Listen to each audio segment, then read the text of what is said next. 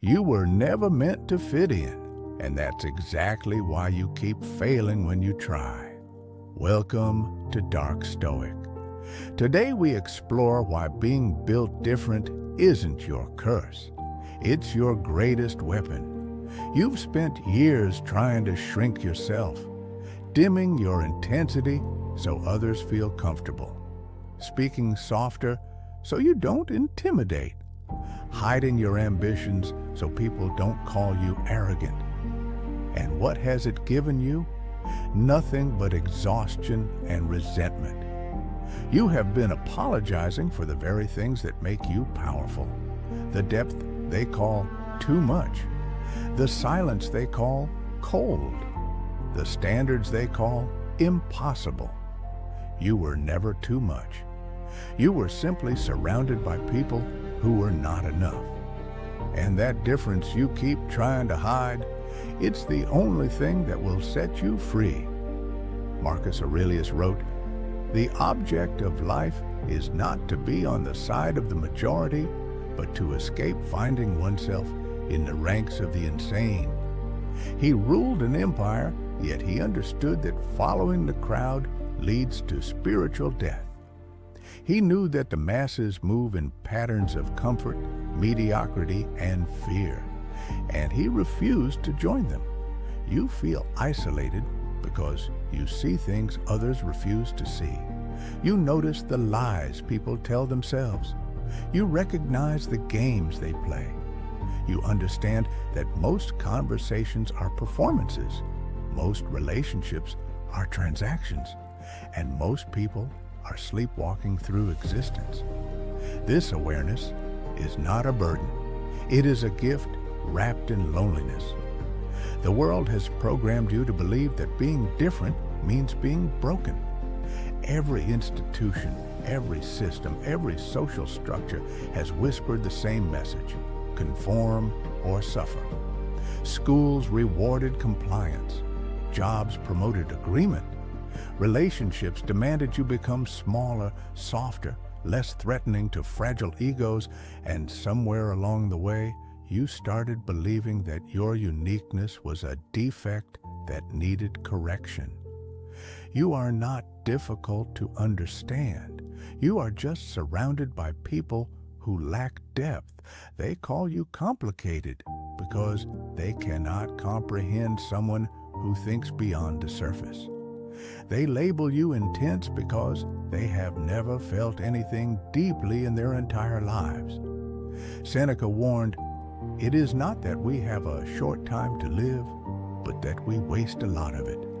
These people waste their lives in shallow waters, terrified of the depths where you naturally swim. Your complexity is not confusion. Your intensity is not instability. You simply exist on a frequency that most cannot receive. Epictetus, a man born into slavery who became one of history's greatest philosophers, taught this truth: if you want to improve, be content to be thought foolish and stupid. He understood that growth requires separation from the opinions of those who have never grown themselves. He knew that the path to power runs directly through the judgment of the weak. Your difference manifests in ways you've learned to hide. You think in systems while others think in moments. You plan in decades while they plan in weekends. You seek meaning while they seek entertainment. You crave depth while they drown in distraction. These are not personality quirks. These are signs of a mind built for something greater than average existence. The loneliness you feel is not rejection, it is selection.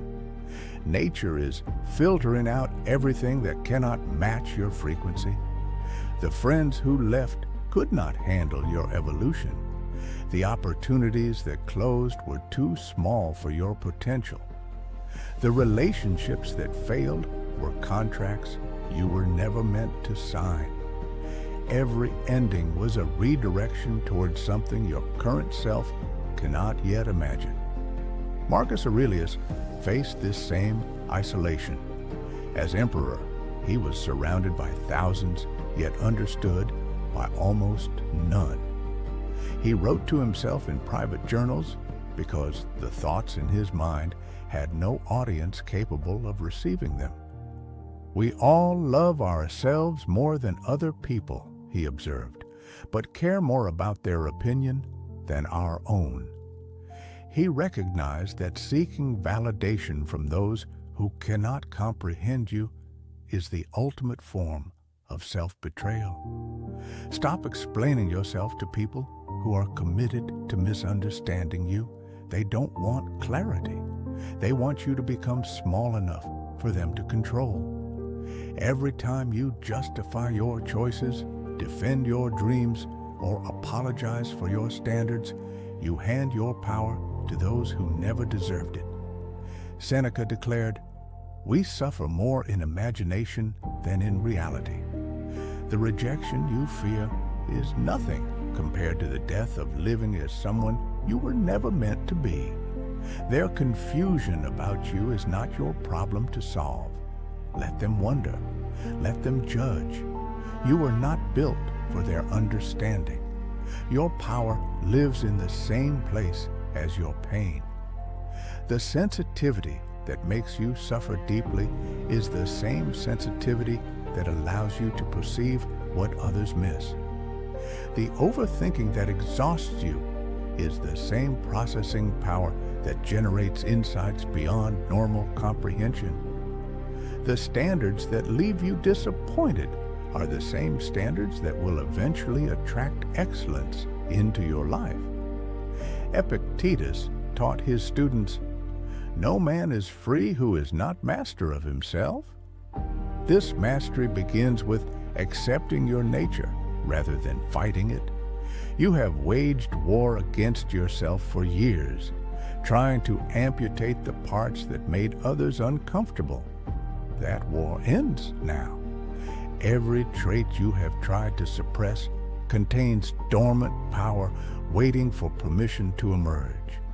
The world needs what you carry, the ideas you've been afraid to share, the creations you've been too insecure to build, the truths you've been too diplomatic to speak. Your difference was never meant to be hidden in comfortable conformity. It was meant to be unleashed in uncomfortable revolution. History remembers those who refuse to blend in. Every philosopher you study, every leader you admire, every creator who moved humanity forward, they all shared one trait.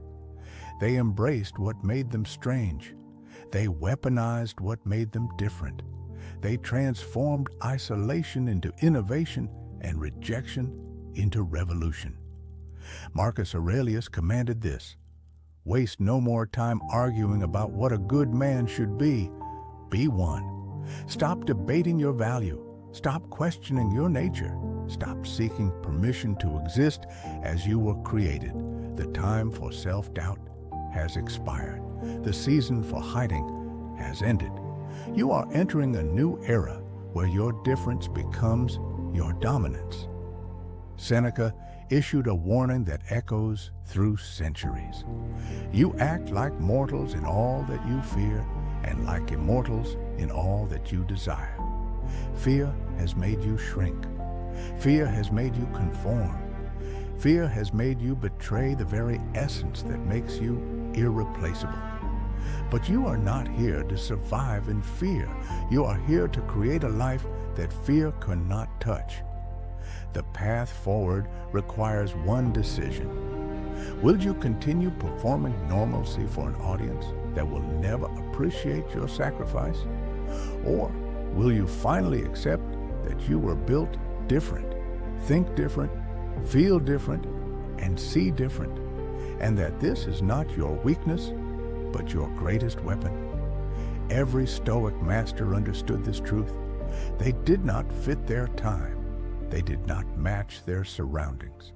They stood apart, thought apart, and created philosophies that outlived empires. Their difference was their immortality. Your difference can be yours. You have spent enough years in disguise, enough seasons pretending, enough moments dimming your light so others don't have to confront their shadows. That era is finished. What begins now is the emergence of everything you've suppressed, feared, and hidden. Epictetus left this instruction. First say to yourself what you would be, and then do what you have to do.